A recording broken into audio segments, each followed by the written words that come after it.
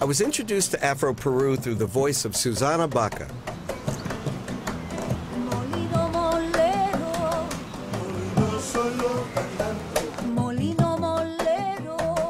I was searching for a last-minute Christmas present, and I found a CD called The Soul of Black Peru.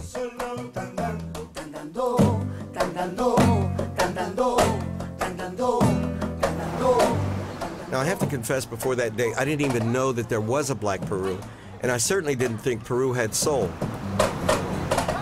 At least, this kind of soul. For me, Peru was the great Inca civilizations, Machu Picchu, the Andes. And yet, 300 years ago, the capital of Lima was considered a black city. To find out what happened to all those black people, I'm starting with the only one I've ever heard of.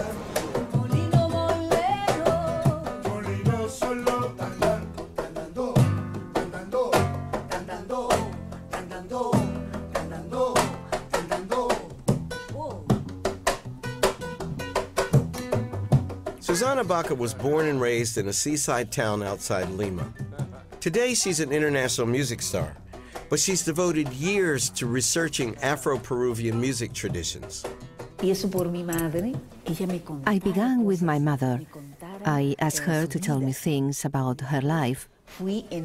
After that, I interviewed my aunties, and after that, I traveled through Peru, especially along the coastline where the Afro-Peruvians had settled. I almost reached the border with Ecuador, searching for music, poetry, verses. Susana told me that she didn't even realize that she was black and that this might make her different from her classmates until she was in high school. Terrible. Terrible. It was terrible. Something happened that was very ugly and very sad for me.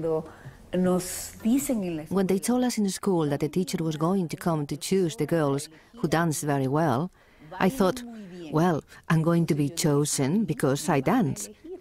She only chose the white girls. The Indian girls and the black girls did not belong to the dance group. What in your environment gave you the strength to overcome racism like that? Our family gathered on Sundays. I will go to where they were playing music, to the uncles playing guitar, the aunties singing, and there I was in the middle. That was my salvation.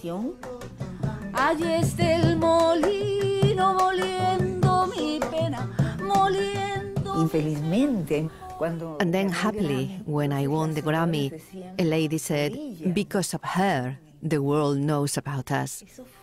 This was so beautiful for me to hear.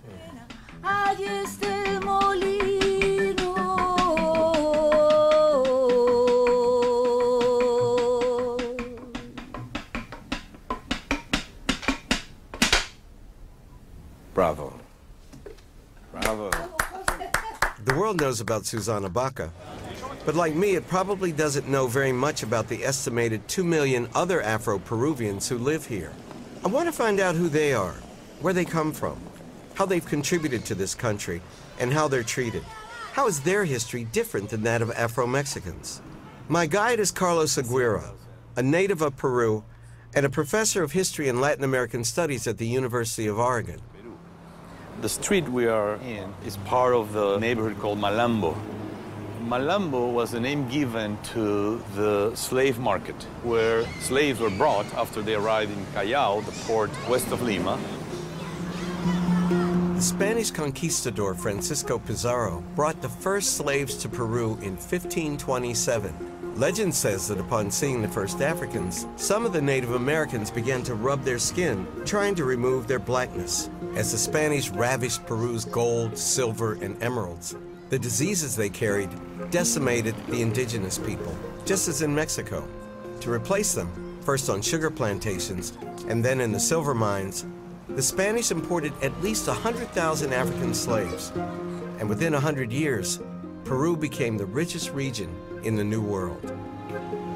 At its height, how black was Lima? Between 30 and 40% black. And many people considered Lima a black city because, you know, they were surrendered by blacks wherever they went. Surrounded by blacks. Yeah.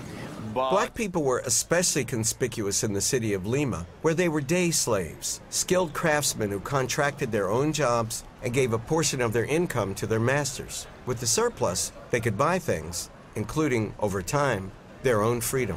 They were water carriers, they were street vendors, they were domestic servants, they also became artisans. One of the largest religious processions in all of Latin America was inspired by the artistry of an unnamed Angolan slave. Painted in the 17th century, this image of Christ is called El Señor de los Milagros, the Lord of the Miracles. Oh my God, it's beautiful. Yeah. Yeah, look at that lit up. There was an earthquake in the 17th century. The whole area was destroyed except the wall where the Christ was painted. This was attributed to a miracle. I think it's a miracle. It is. I think it's a miracle that the brother painted it in the first place. And in fact, it survived not one, but several earthquakes. And so they started worshiping this image, and it became a cult, mostly among the Afro-Peruvian population, but then gradually it expanded. And then today, during the month of October, they take a copy onto a procession followed by hundreds of thousands of people. Hundreds of thousands, huh? So that's it, painted by a slave from Angola. It's pretty amazing. Pretty amazing.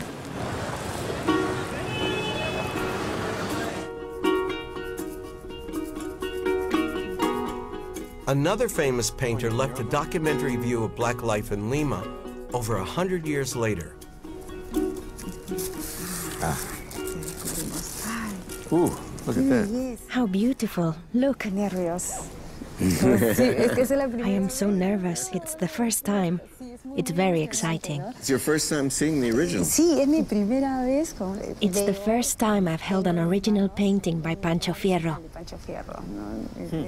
Pancho Fierro, a free black man, painted images known to every Peruvian schoolchild. Oh, look at that. That is cool. Maribel Era Lucia is showing me his rare original paintings. He has left us the most important images of the 19th century. He shows us a society in a way that we could probably not see in documents. What's this? This is a funeral. The deceased, a man. This is the widow.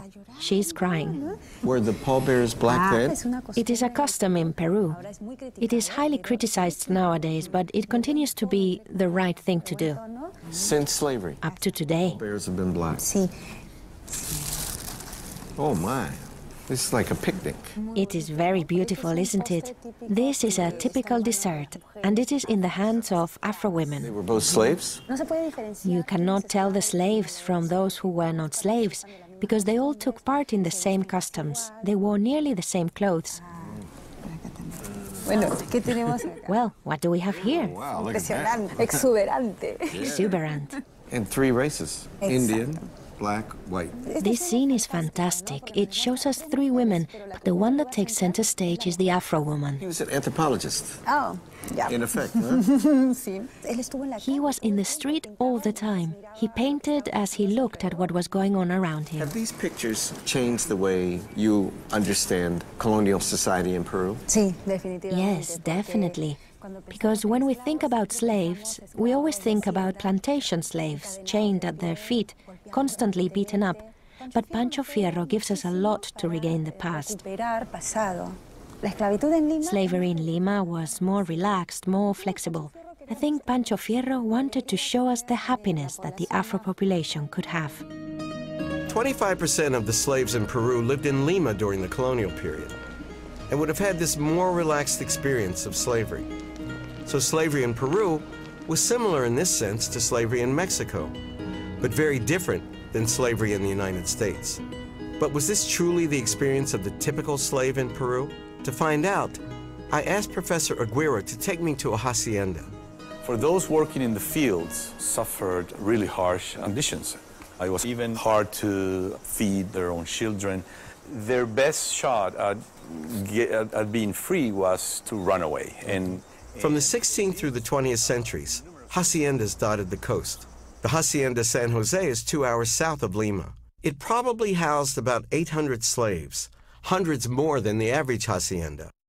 Though more than 300 years old and damaged by a recent earthquake, a lot of evidence still survives of the harshness of plantation slavery.